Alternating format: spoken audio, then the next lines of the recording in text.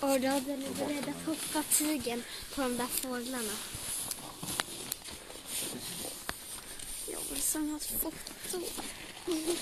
Vad var lite snäll? Nej. Nu gör han världens skutt upp där. Ja, var det också? Jag blev helt livrädd. Det var bara ett skämt alltså. Jag ska inte ha benen där.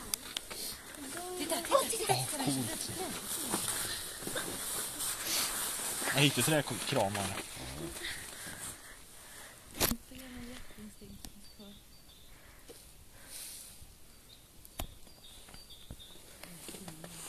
Så många ligger och tittar och tittar på honom.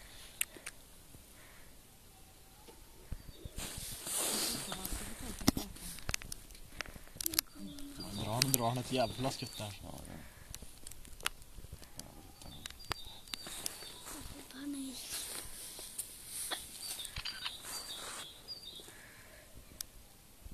Jag ser inte att det lägger ett gäng tyger på min mobil där.